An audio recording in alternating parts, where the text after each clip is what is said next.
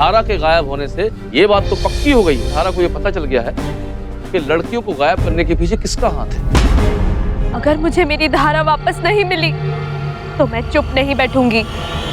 ये कौन लोग हैं जो इस गांव की लड़कियों को गायब कर रहे हैं? आज तू बच नहीं पाएगा, सच सच बता।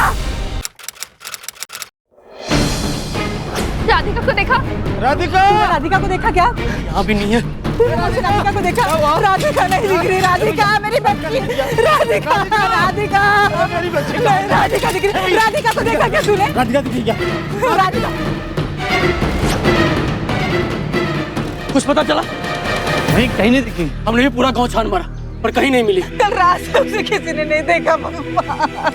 लगता है पुलिस के पास जाना होगा, वही कुछ करेगी। पुलिस हम गरीबों की कहाँ सुनती है भाई। इंस्पेक्टर को अन्ना के पास लेके जाना पड़ेगा, तभी कुछ होगा। सही कह रही, चलो अन्ना के पास चलो।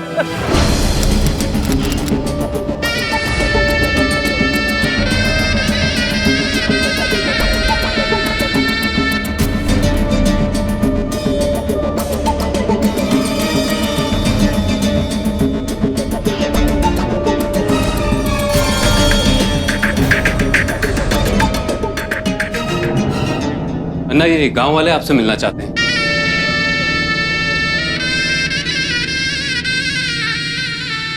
अन्ना, पिछले 1.5 साल में गांव से 3 लड़कियां गायब हुई हैं। अब आप ही हमारी मदद कर सकते हैं। गांव से लड़कियां गायब हो रही हैं, इसमें अन्ना क्या कर सकते हैं? मालिक, आप इस गांव के सब कुछ। हमारी बेटी राधिका कल सिल्क के कारखाने में काम करने गई थी, जो अब तक घर वापस नहीं लौटी है मालिक। देखिए, कारखाने से सभी लड़कियां सही सलामत निकलती हैं। अब जो हुआ होगा बाहर हुआ होगा। अरे तुम्हारी लड़कियां, उसकी जिम्मेदारी तुम्हारी है। जब तक वो कारखाने में रहती मैं उनका ध्यान रखता हूँ, और कारखाने के बाहर की जिम्मेदारी तुम लोगों की है। अब क्या पता तुम लोग ही अपनी लड़कियों को इतना तंग करते होगे कि वो घर से भाग जाती हैं। मुंह संभाल के बात कर मुत्तू। अरे तू मुंह संभाल के बात कर बस।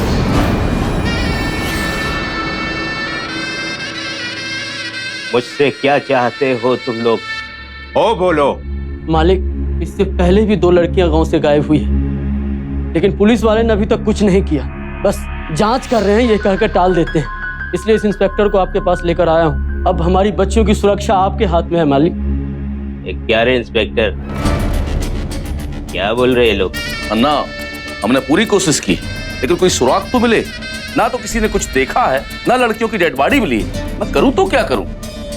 देख इंस्पेक्टर, मेरे कारखाने में काम करने वाली लड़कियां गायब हो रही है। तेरे लिए यही अच्छा होगा कि तू कुछ कर। हाँ? अन्ना, मैं जल्दी पता लगाता हूँ।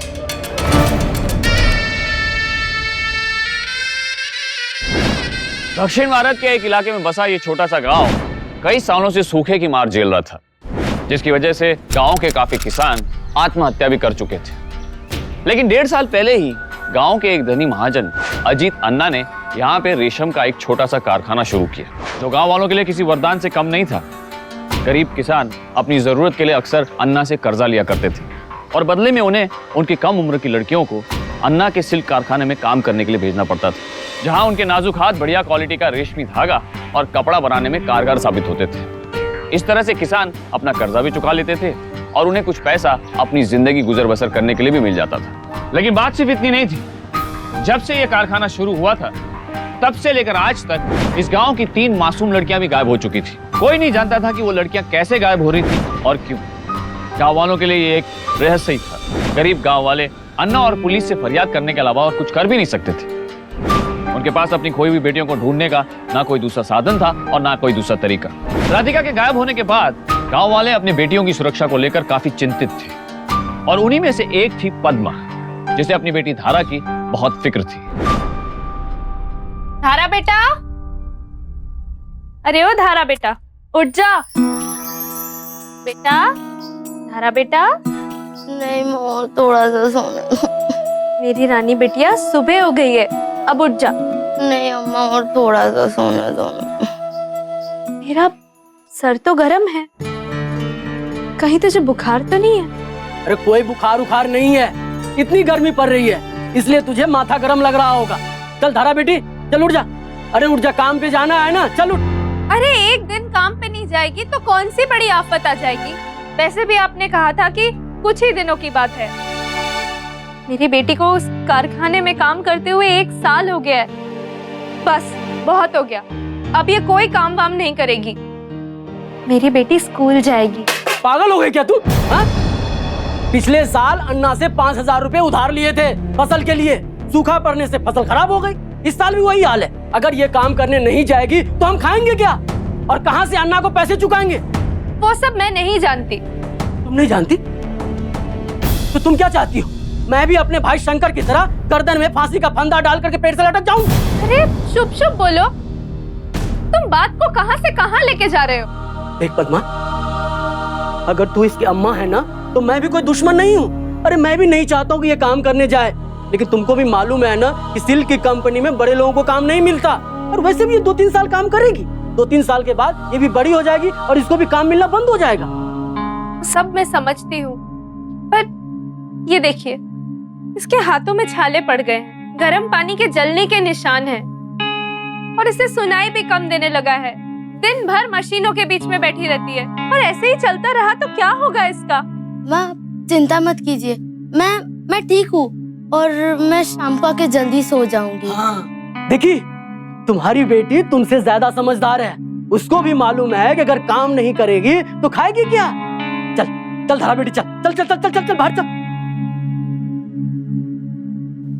26 जनवरी 1950 को लागू भारतीय संविधान के प्रावधानों के अनुसार 14 साल से कम उम्र के बच्चों से किसी भी फैक्ट्री, खदान या दूसरे किसी भी जोखिम भरे धंधों में काम कराना मना है। ये ना सिर्फ गैर कानूनी है बल्कि उनके मौलिक अधिकारों का उल्लंघन भी है। लेकिन इस गांव में तो बच्चों के मौलिक अधिकारों का उल्लंघन खुलेआम हो रहा था। कारखाने में काम करने से न सिर्फ बच्चियां अपना बचपना खो रही थी, बल्कि इस काम का साइड इफेक्ट उनकी सेहत पर भी साफ नजर आने लगा था।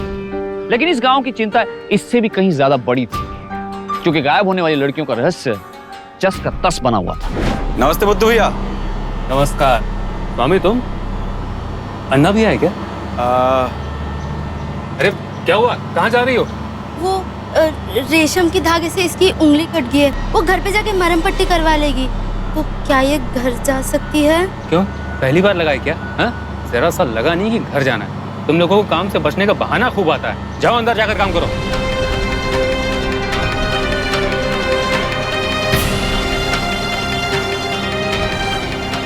अन्ना भी आए क्या? हाँ, नहीं भैया, वो अन्ना ने ना इस महीने का हिसाब किताब मंगाया। अरे अब खड़े खड़े मेरा मुंह क्या देख रही हो?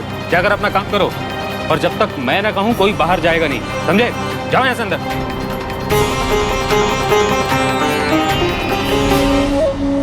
अब तू खड़ा खड़ा बच्चियों क्या देख रहा है? हाँ? चल तुझे अकाउंट बुक देता हूँ। अन्ना, मुझे मेरी बेटी धारा की जगह कारखाने में काम दे दो। मैं आपका सारा कर्जा चुका दूंगी, ओवर टाइम करूंगी, लेकिन अब मुझे मेरी बेटी से काम नहीं करवाना। तो ठीक है, तू कल से अपनी बेटी को काम पर नहीं भेजेगी तो मुझे और लड़कियां तो मिल ही जाएंगी। तुझे काम देने से मुझे कोई फायदा नहीं है। तू ऐसा रेशम नहीं निकाल सकती जैसा वो बच्चियां निकालती है। और हाँ, तू अपनी बेटी को काम पर नहीं भेजेगी तो 2 साल के लिए जो पैसा कर्ज में लिया है वो मुझे 6 महीने में वापस चाहिए। अन्ना, कोई तो रास्ता निकालो कि मेरी बेटी को इस काम से छुटकारा मिल जाए। आप जो काम बोलोगे मैं करूंगी। मैं आपका सारा कर्जा चुका दूंगी।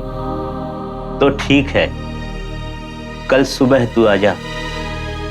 मैं स्वामी से बोल देता हूँ, कल से इस घर का खाना तू ही बनाना। धन्यवाद अन्ना।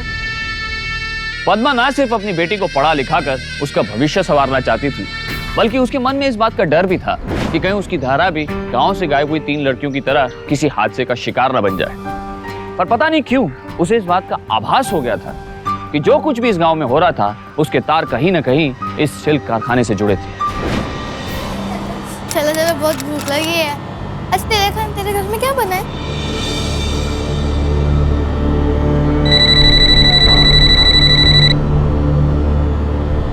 तुझे मना किया था ना कि इस वक्त फोन नहीं करना। इस बार मैं माल की डिलीवरी इतनी जल्दी नहीं दे सकता। अरे तू जितना आसान समझता है उतना आसान नहीं है। अगर किसी को जरा भी शक हो गया तो सब कुछ चौपट हो जाएगा। क्या? दुगनी कीमत? ठीक है, मैं कोशिश करता हूँ। और हाँ, अगली बार जल्दी मत करना, ठीक है?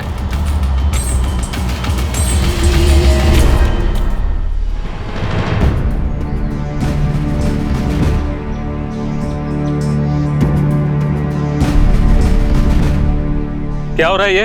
हाँ? अरे खेलना उलना खाना पीना बंद करो और काम पे चलो। नहीं तो आज सबसे ओवर टाइम काम करवाऊंगा, समझे? चलो।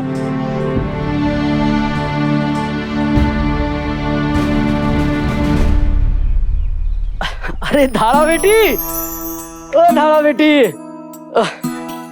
ये देख मैं तुम्हारे लिए क्या क्या लेकर आया हूँ। तुम्हारे मनपसंद गर्मा गर्म जलेबी और ये चूड़ियाँ। अरे मम्मा देखो। और ये देख अंगूठी। अरे माँ, ये तो वही अंगूठी है ना जो पिछले बार हमने मेले में देखी थी। हाँ, तुझे पसंद थी ना, वहीं से लेकर आया हूँ। दिखाता जरा। बहुत सुंदर है। मेरी राजकुमारी के हाथों में कितनी सुंदर लगेगी। ला, मैं पहना देती हूँ।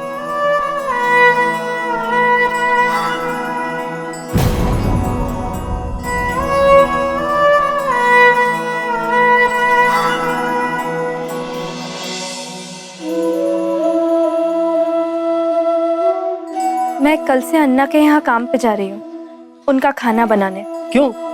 सब कुछ ठीक ठाक तो है? कुछ ठीक नहीं चल रहा है। ये देखो क्या हालत हो गई है बेटी की। मैं इसका भविष्य सुधारना चाहती हूँ। मैं इसे पढ़ाना लिखाना चाहती हूँ ताकि ये अपने पैरों पर खड़ी रह सके, एक अच्छी जिंदगी जी सके।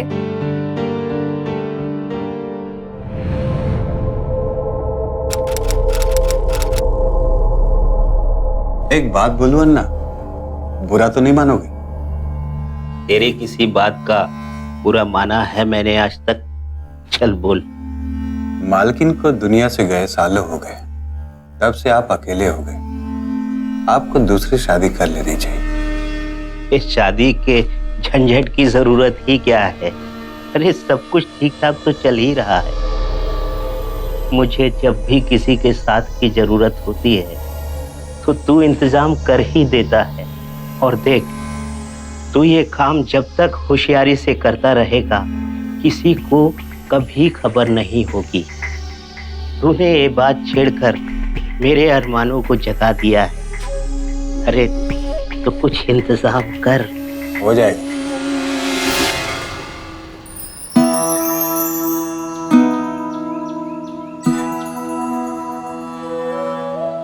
अम्मा, मैं तैयार हो गई। अरे तू यहाँ क्यों आ गई? तो क्या हुआ, आज हम लोग यहीं से कारखाना चले जाएंगे। अम्मा, अब कितना काम करोगी? वहाँ घर पे काम करना या मंदिर में आके फूल माला बेचना, और आजकल तो तूने अन्ना के घर में भी काम ले लिया है। अम्मा, तू थक नहीं जाती? मुझे और काम मिलेगा ना तो मैं वो भी करूँगी। मुझे जल्द से जल्द तेरी पढ़ाई शुरू करनी है, और ये सब बंद कर जाके थोड़ा खेल ले। वैसे भी तुझे खेलने का समय नहीं मिलता है। जा ना।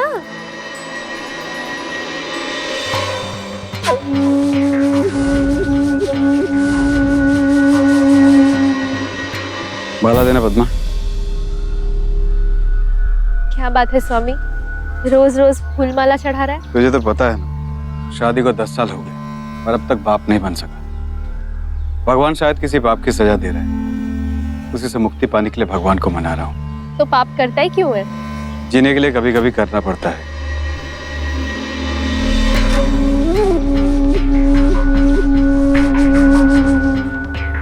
ये तेरी बेटी है ना? हाँ। बहुत खूबसूरत है।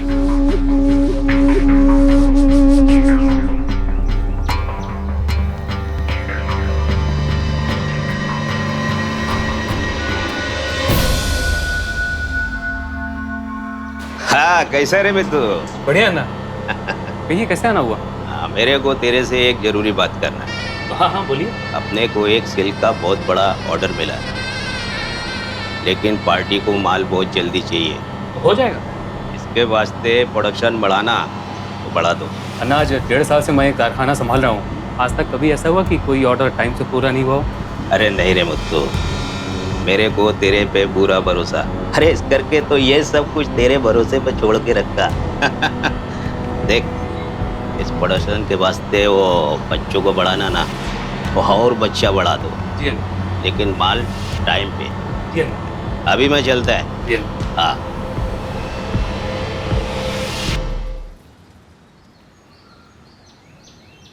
चलो चलो, खाना वाना हो गया ना? हाँ, अब मेरी बात ध्यान से सुनो। कल से सभी को 1 घंटा एक्स्ट्रा काम करना पड़ेगा, समझे? क्या? पहले इतना काम करते हैं, ऊपर से और 1 घंटा? अच्छा, तेरी जबान आजकल बहुत चलने लगी है। अरे तेरे बाप ने पैसे लिए थे अन्ना से, चुकाना तो पड़ेगा ही ना? हाँ? और सोना, तू 1 घंटा आज देर से आई थी ना, तो तुझे आज 1 घंटा एक्स्ट्रा काम करना पड़ेगा, समझी? चलो फटाफट खाना खाओ और काम पे लगो। और अगर देर लगाई तो सबसे ओवर टाइम काम करवाऊंगा, समझे? चलो।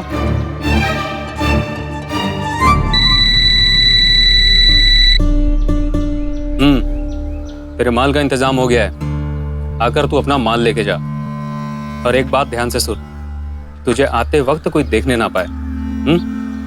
गांव से गायब हुई लड़कियों का मामला अब एक नया मोड़ लेता जा रहा था। कई ऐसे पहलू सामने आए जिन्हें देखकर ऐसा लग रहा था कि शायद लड़कियों को गांव से गायब करके उन्हें बेचा जा रहा था। ऐसा भी लग रहा था कि कोई अपनी हवस की आग बुझाने के लिए उन्हें अपना शिकार बना रहा था। लेकिन पूरा सच क्या था, ये अभी भी सामने आना बाकी है। ये ले, बटन है, बनाई। अभी? और नहीं तो कब?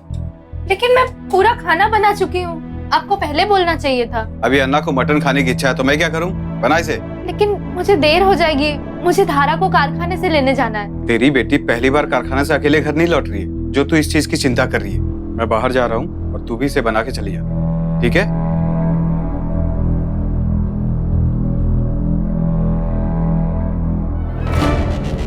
अन्ना, मैं आपकी शाम का इंतजाम करने जा रहा हूँ। हाँ, जा जल्दी जा।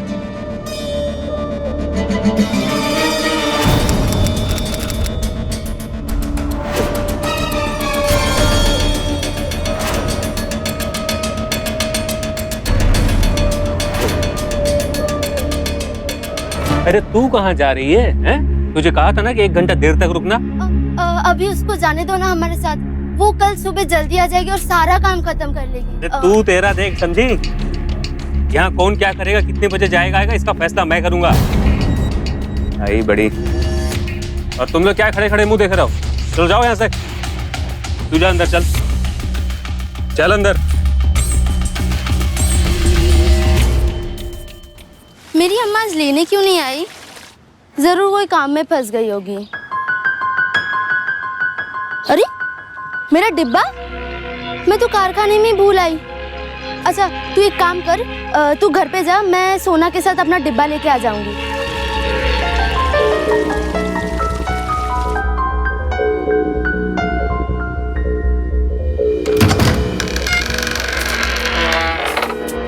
सोना, अरे मशीन चलने की आवाज क्यों नहीं आ रही है? सोना, सोना,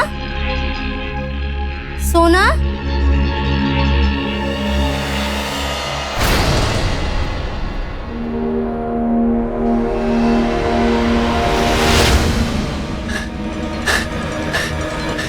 माँ,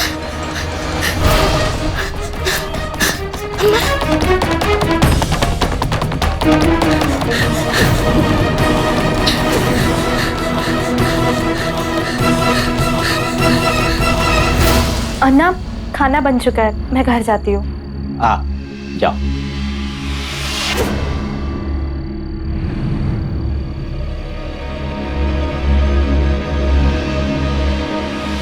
अन्ना, आपका इंतजाम हो चुका है। वो तो तू हमेशा से करता रहा है। इस बार हमने ऐसा नगीना चुना है जिसे देख के आपकी तबीयत खुश हो जाएगी। तो लेकर आ।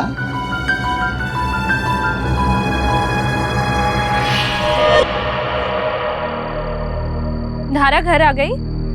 नहीं, कहाँ आई? लेकिन वो तो तुम्हारे साथ ही आती है ना। क्या धारा अभी तक घर नहीं पहुंची और तुम यहाँ बैठे हो? तुम्हें अपनी बेटी की कोई फिक्र नहीं है? अरे लेकिन कारखाने से लाने तो तुम ही जाती हो ना, मुझे लगा वो तुम्हारे साथ होगी। कब से यहाँ बैठकर तुम दोनों की राह देख रहा हूँ। कहीं वो सोना के घर तो नहीं चली गई? उसके साथ ही आती जाती है। चलो देखते हैं।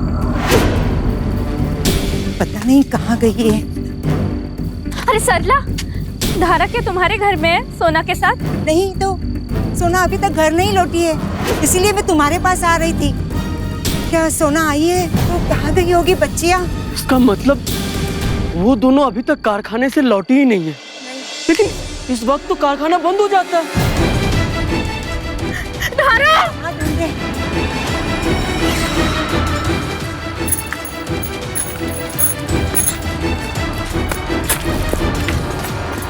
अरे क्या हुआ? सब ऐसे भागते हो क्यों आ रहे हो? सब कुछ ठीक तो है ना?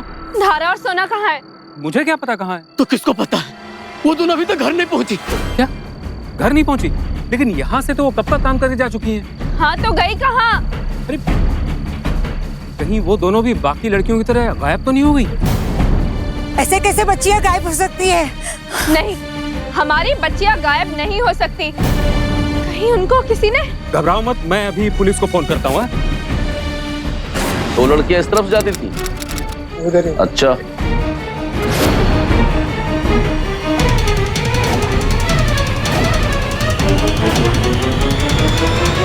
सब जगह देख लिया, लेकिन कहीं दोनों का कोई पता नहीं चला।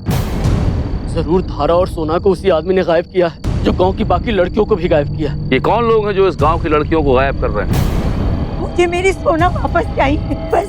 मुझे मेरी धारा वापस चाहिए।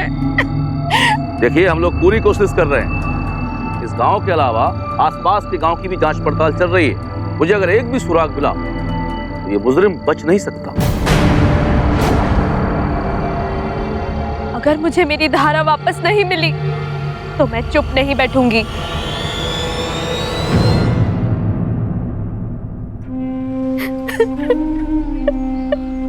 ये सब कुछ तुम्हारी वजह से हुआ है।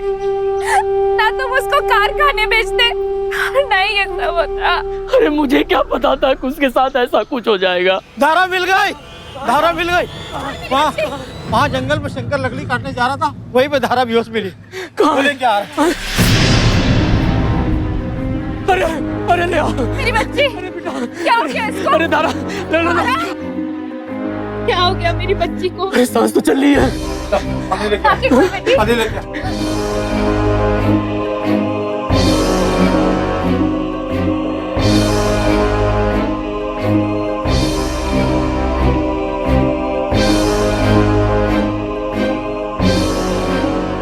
बेटा, उठ जा मेरी बच्ची। खोल बेटा, उठ उठ।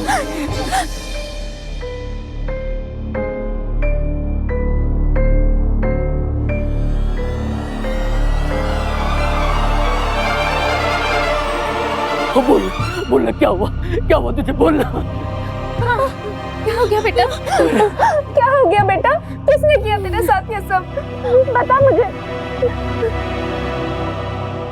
लड़कियों के गायब होने के दर्द से अभी गांव वाले उभरे भी नहीं थे कि गांव की एक और लड़की सोना भी गायब हो गई। सोना का गायब होना और धारा का इतनी बुरी हालत में मिलना, ऐसा लगता था कि ये दोनों बातें कहीं ना कहीं एक दूसरे के साथ जुड़ी हुई है। क्या धारा ने सोना के गायब होने का राज जान लिया था, या फिर उसने ऐसा कुछ देख लिया था जिससे सोना और गांव की बाकी लड़कियों के गायब होने के रहस्य से पर्दा उठ सकता था?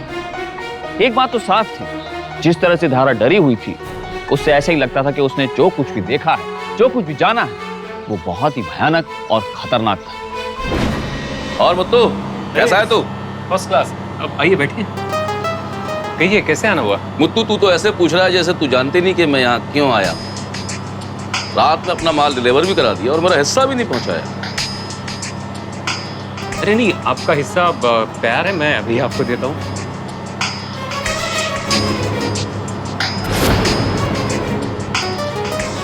तो ये हुई ना बात, तू मेरा हिस्सा पहुंचाता रहे तो मैं चुप रहूंगा। अब जो तेरे मन में आए सो कर, बस पकड़े मत जाना। जब तक आप जैसे इंस्पेक्टर साहब हमारे साथ हैं, हमारा कौन क्या बिगाड़ सकता है? हाँ? वो तो है। अरे सर, धारा ने अभी तक कुछ बताया कि नहीं? अभी तक तो कुछ नहीं बताया, बहुत डरी हुई है। जब ठीक हो जाएगी सब बता देगी। चलता हूँ।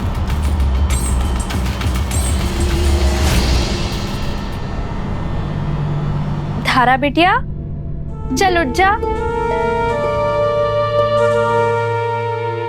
चल बेटा, मेरी अच्छी बिटिया, ले खाना खा।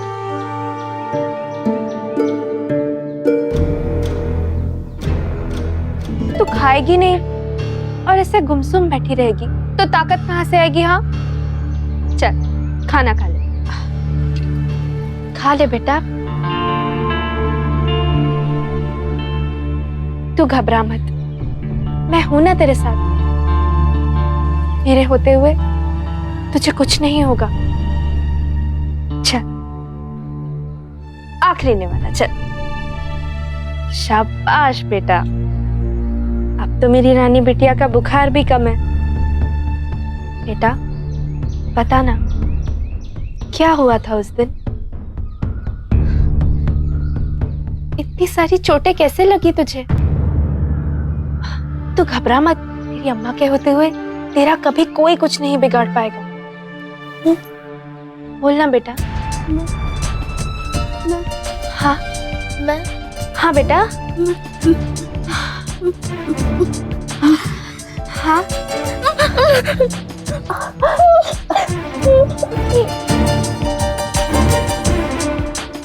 मैं जानती हूँ आज नहीं तो कल तू मुझे जरूर बताएगी कि क्या हुआ था।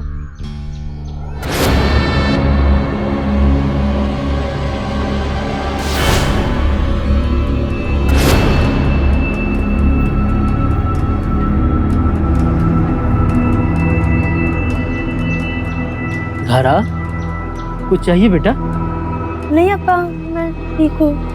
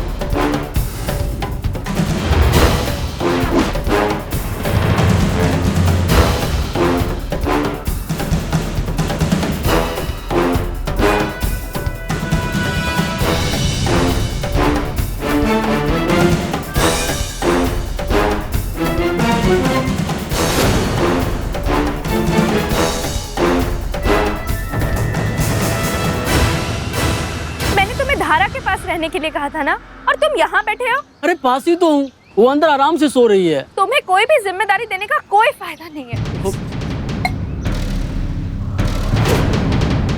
धारा, धारा, धारा, धारा,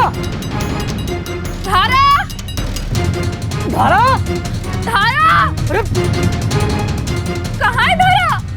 वो यही तो थी, थोड़ी देर पहले मैं निकला तो यही सोई हुई थी। यही थी तो गई कहाँ? धारा, धारा, धारा, धारा, क्या हुआ? धारा, हुआ क्या? लता, क्या हुआ? मेरी बेटी धारा को कहीं देखा? नहीं, वो तो घर पर ही थी। अभी कुछ देर पहले घर में ही सो रही थी, पता नहीं अचानक कहाँ गायब हो गई। लेकिन वो घर से कैसे गायब हो सकती है? ऐसे कैसे जा सकती है? जरूर उसे कोई उठा के लेके गया है। गांव से बच्चियों के गायब होने की गुत्थी सुलझने की बजाय उलझती जा रही थी, और जिस तरह से धारा को उसके घर से किसी ने गायब किया था, उससे ऐसा ही लगता था कि जो कोई भी ये सब कर रहा था वो सिर्फ खतरनाक ही नहीं बल्कि चालाक भी था। धारा को गायब करके उसने इस रहस्य से पर्दा उठने का आखिरी रास्ता भी बंद कर दिया था। धारा के इस तरह से अपने घर से गायब होने की घटना से गांव वाले भी बहुत गुस्से में थे, और पुलिस भी उनके इस रोष से अनजान नहीं थी। मुझे तो लगता है ये जो कुछ भी हो रहा है उसके साथ ये पुलिस वाले मिले हुए हैं। जब तक हम इनको ठीक नहीं करेंगे कुछ नहीं होगा। तभी तुम्हारी अकल ठिकाने आ जाएगी। हमें इंसाफ चाहिए, इंसाफ। देखो तुम्हारा गुस्सा जायज है, लेकिन कानून को अपने हाथ में लेने से क्या समस्या का समाधान निकल आएगा? धारा के गायब होने से ये बात तो पक्की हो गई है कि धारा को कुछ पता है। शायद धारा को ये पता चल गया है कि लड़कियों को गायब करने के पीछे किसका हाथ है। इससे पहले कि वो हमें कुछ बताती, धारा को ही गायब कर लिया गया। ये जो भी कर रहा है बहुत ही चालाक आदमी है। वो चालाक है तो क्या आप हाथ पे हाथ धरे बैठे रहेंगे? न जाने उसने मेरी बेटी के साथ क्या किया होगा। देखो, हम अपनी तरफ से पूरी कोशिश कर रहे हैं, बगैर सबूत के हम कुछ नहीं कर सकते। ये सब तुम्हारे बहाने हैं। ऐसा नहीं है, ये सब कुछ इतना आसान नहीं है।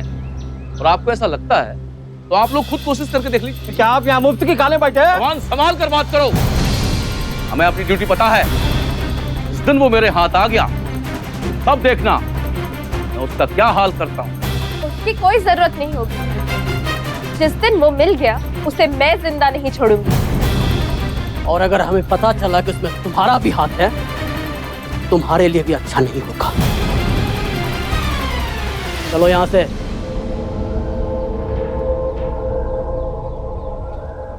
इन गांव वालों का नाराज होना जायज है। छोटी मोटी बेईमानियों को मैं नजरअंदाज कर सकता हूँ, लेकिन गांव की लड़कियों का गायब होने की कहानी का अंत होना चाहिए। कोई सुराग तो हो।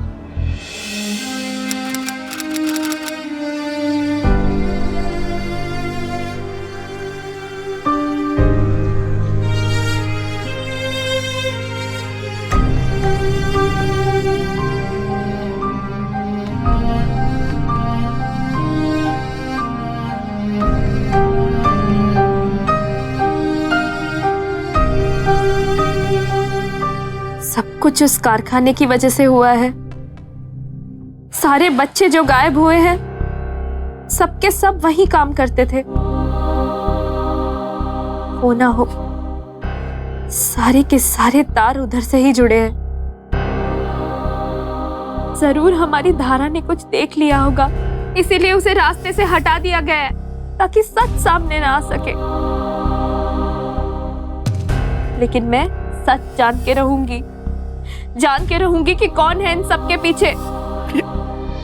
लेकिन जो इतने सालों में पुलिस नहीं कर पाई, वो तुम कैसे करोगी? वैसे भी इस गांव में पहले से सब कुछ गलत हो रहा है। तू भी कुछ उल्टा सीधा मत कर बैठना। तो क्या करूं? चुपचाप बैठी रहूं औरों की तरह? पुलिस के कुछ करने का इंतजार करती रहूं जिंदगी भर? नहीं, चाहे कुछ भी हो जाए, मैं सच को सामने लाकर रहूंगी। पद्मा ने फैसला कर लिया था कि वो चुप नहीं बैठेगी। उसकी बेटी के साथ क्या हुआ, किसने किया, वो पता करके रहेगी, जो कि बहुत मुश्किल था। लेकिन उसकी बेटी के साथ जो हुआ, उसने पद्मा को इस मुश्किल से टकराने की हिम्मत दे दी थी। उसे लग रहा था कि उसकी बेटी और गांव की बाकी लड़कियों के गायब होने के तार कहीं ना कहीं सिल्क के कारखाने से जुड़े हुए थे, इसलिए उसने अपनी लड़ाई भी वहीं से शुरू की। पद्मा टूटी जरूर थी, लेकिन हारी नहीं। उसे शक ही नहीं बल्कि पूरा यकीन था कि उसकी बेटी धारा और गांव की बाकी बच्चियों के गुम होने का रहस्य कहीं ना कहीं अन्ना के सिल्क कारखाने से जुड़ा हुआ था।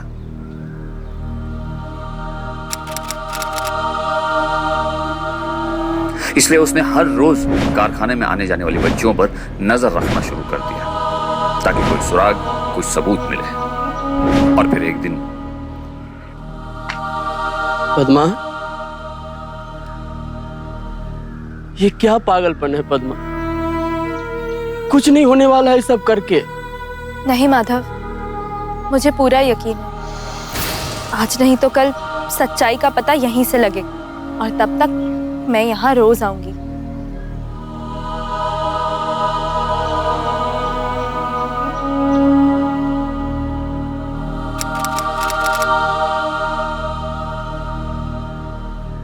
आप रोज यहाँ क्यों आती हैं?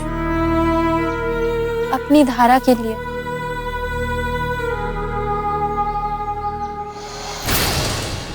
अंगूठी। अरे माँ, ये तो वही अंगूठी है ना जो पिछले बार हमने मेले में देखी थी। दिखाता जरा। इधर आ। ये अंगूठी तुझे कहाँ मिली? खाना खाने के बाद जब हम पीछे खेल रहे थे। तो मुझे ये मिट्टी में दबी हुई मिली।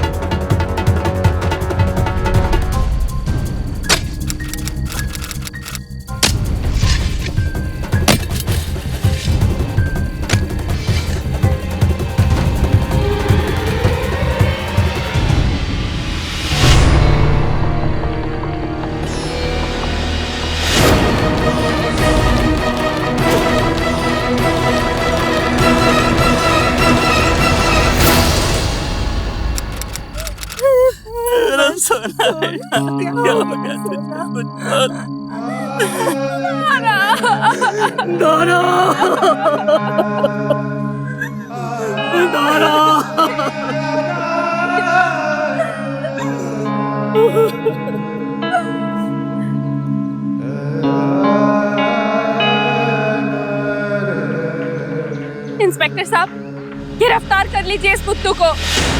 ये सब कुछ इसी का किया धराया है। जब से ये कारखाना लगाया है और ये इस गांव में आया है, इस गांव की बच्चियां गायब होने लगी है। और ये कारखाना भी मुत्तू ही संभालता है।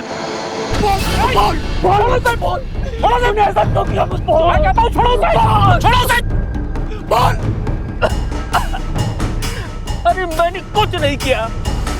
अरे मैं भला इन लड़कियों को क्यों मारूंगा? तूने नहीं मारा है तो सारी लाशें फैक्ट्री में कहाँ से आई है? अरे मुझे क्या पता, रात को कारखाना बंद हो जाता है, कोई और आके दफना गया होगा। छोड़ो मुझे। शांत हो जाइए। पहले लड़कियों का पोस्टमार्टम होगा, उसके बाद पता चलेगा कि इनकी मौत कैसे हुई है। बाद में खूनी अपने आप पकड़ा जाएगा। क्यों मारा मेरी बेटी को? अरे ये तो क्या कर रही है? अरे इंस्पेक्टर साहब रोकिए इसे। बस इंस्पेक्टर बस। कानून जब इंसाफ देगा तब देगा, लेकिन आज हम सच जानकर हैं। आज अगर हम सच नहीं जाने तो शायद सच कभी बाहर नहीं आएगा। और आप हमें बीच में रोकने की कोशिश मत कीजिए।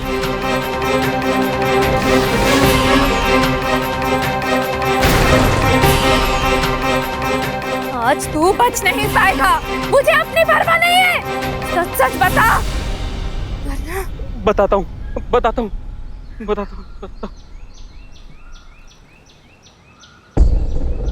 मैं अक्सर कारखाने में काम करने वाली लड़कियों को ओवर टाइम काम करने के लिए रोका करता था, और उस ओवर टाइम से वो जो फालतू सिल्क बनाती थी उसे अन्ना से छिपाकर बेचा करता था ताकि ज़्यादा पैसे कमा सकूं।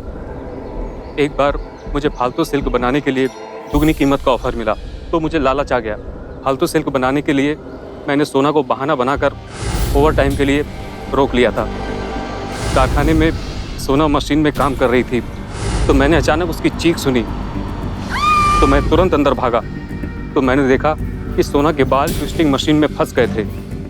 मैंने तुरंत जाकर मशीन बंद की, लेकिन तब तक बहुत देर हो चुकी थी। इस गांव की लड़कियों को दुर्भाग्य था कि ये घटना इस कारखाने में कुछ ज़्यादा ही हो रही थी। इसी सच को गांव वालों से छिपाने के लिए मैंने बाकी तीनों लड़कियों को, माधवी, श्रीलता, राधिका, उन सभी को मैंने यहीं दफना दिया था। और गांव वालों को ये लगता था कि सब लड़कियां गायब हो चुकी हैं। मेरी धारा को तूने क्यों मारा? जिस दिन सोना एक्सीडेंट में मरी, मैं उसकी लाश को दफनाने के लिए कारखाने से यहाँ लेके आया। अचानक धारा वहाँ आ गई और उसने मुझे सोना की लाश के साथ देख लिया, और इससे पहले कि मैं कुछ कर पाता वो वहाँ से भाग गई। ये बात किसी को पता न चले इसलिए मेरा धारा को रोकना जरूरी हो गया था। इसीलिए जब वो भाग रही थी तो मैंने उसे पकड़ लिया था। धारा ये सच जान चुकी थी।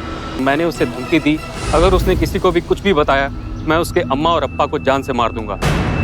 और जब मुझे यकीन हो गया कि वो किसी और को कुछ नहीं बताएगी तो मैंने उसे गांव से दूर जंगल में जाकर छोड़ दिया। सोचा कि भूख और प्यास के मारे वो वहीं मर जाएगी, बस यही चूक हो गई। लेकिन उसे छोड़ने के बाद मुझे ऐसा लगा कि उसे छोड़ना मेरी बहुत बड़ी भूल थी। वो ये राज कभी भी किसी को भी बता सकती है, इसलिए मैं धारा पर नज़र रखने लगा। मैं मौके की तलाश में था ताकि हमेशा के लिए उसे रास्ते से हटा सकूं, और ये मौका मुझे जल्द ही मिल गया।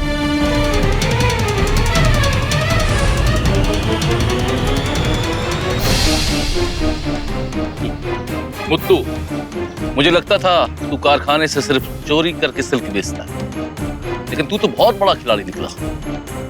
ये बात जब अन्ना को पता लगेगी तो यकीन नहीं कर पाएगी। अन्ना को सब पता है, मैंने अन्ना को पहले ही बताया था कि अगर कम उम्र की लड़कियां इस फैक्ट्री में काम करेंगी तो ऐसे एक्सीडेंट हो सकते हैं। और जब पहली बार एक लड़की एक्सीडेंट में मरी थी तो मैंने अन्ना से पूछा था कि क्या करना है। अब सोचना क्या है, दफना उसे, लेकिन इसके बारे में गांव वालों को पता नहीं होना चाहिए, चाहे कुछ भी हो, वरना कोई भी अपनी लड़की को काम पर नहीं भेजेगा, समझा तू? धारा को मारने के लिए भी अन्ना ने ही मुझे कहा था। क्या वो तो तुम पागल है? वो धारा को तुम जिंदा क्यों छोड़ा?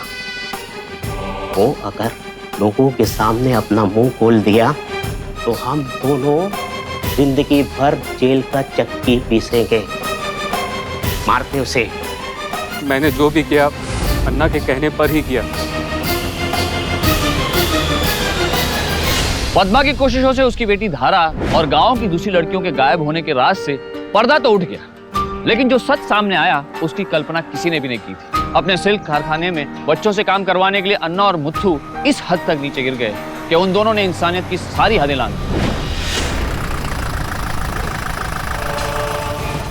ये सब क्या है इंस्पेक्टर? तुम्हारा खेल खत्म अन्ना। सबसे बड़ा गुनहगार तो ये है। इसे मारकर अपने हाथ गंदे क्यों करते हो? ये किए की सजा कानून देगा। गिरफ्तार करो साहब। उनके अपराधों की गंभीरता को देखकर कानून ने भी उनके साथ कोई नरमी नहीं बरती और उन दोनों को उम्र कैद की सजा सुनाई। सिर्फ इतना ही नहीं, धारा और बाकी लड़कियों के साथ जो हुआ उसकी भरपाई के तौर पर कोर्ट ने गांव में बने कारखाने को भी गांव वालों को सौंप दिया, जहां अब बच्चे नहीं बड़े काम करते हैं। बाल मजदूरी न सिर्फ गैर कानूनी है बल्कि किसी भी सभ्य समाज के माथे पर एक कलंक है, और इस कलंक को मिटाना आपकी, हमारी, हम सबकी जिम्मेदारी है। अगर आपके आसपास कोई भी बच्चा चाइल्ड लेबर का शिकार हो रहा है तो आप इसके खिलाफ आवाज उठाएं। अगर जरूरत पड़े तो पुलिस और कानून की मदद लें। कहते हैं कि बच्चे किसी भी देश का भविष्य होते हैं। एक उज्जवल भविष्य के लिए अपने बच्चों को एक अच्छा और सुरक्षित वर्तमान देना भी हमारा ही कर्तव्य है, और हम सब अपने इस कर्तव्य को पूरी निष्ठा और ईमानदारी से निभाएंगे। इसी उम्मीद के साथ मैं आपसे इजाजत लेता हूं। कल फिर मिलेंगे एक और बेमिसाल कहानी के साथ। तब तक सावधान रहिए, सुरक्षित रहिए। सावधान इंडिया, 100 दिन 100 फाइट बैक्स। तो सावधान।